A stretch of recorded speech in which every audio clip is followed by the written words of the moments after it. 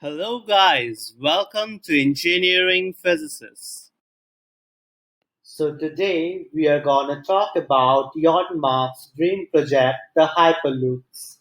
Before going into the detail and working principles, let us first take a look into its origins. Now let us first ask what is a Hyperloop? Well, the term Hyperloop was coined by SpaceX on April 4th, 2017, to describe high-speed transportation of goods in tubes. Well, it turns out that the physics of the Hyperloops has been laid way before, but the application of this physics and the engineering is quite difficult to achieve. But in the last few years, a number of models of hyperloops have come up. The idea seemed to be just ripe enough to be presented in the market. Virgin Hyperloop is a recently set up Hyperloop company making commercially usable Hyperloops in places like India, USA, etc. Elon Musk introduced the concept of Hyperloop in July 2012 at an event in California, calling it the fifth mode of transportation. Now let us get into the principle in which a Hyperloop works. The basic aim is to transport cheaply, fast, and in an energy-efficient way. Musk noticed that a lot of energy is wasted in overcoming friction in the wheels and air resistance. These factors also limit the speed.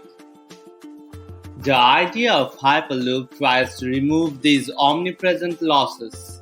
The Hyperloop creates its own atmosphere in a tube with the same pressure as that of 200,000 feet above the sea level. This is achieved using a vacuum pump removing all the air inside, making air trap negligible. To reduce friction, magnetic levitation is used, which guides and lifts the pod off the track. It has an electric motor comprising of a rotor which rotates and a stator which is stationary. The stator is electromagnetic in nature, so when an electric current passes through it, the rotor is magnetically attracted to spin. Unlike a normal electric motor, the Hyperloop 1 motor isn't circular but linear, and the rotor is on the pod, which is propelled magnetically as it moves over the stator.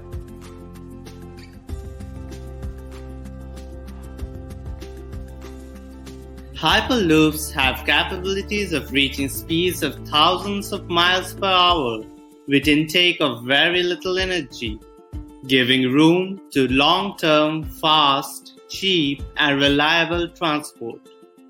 It can convert hours of bus, train, and even plane journeys to a matter of minutes. Another added advantage of it is that it is not influenced by outside weather. This is Hyperloop, the future of transportation.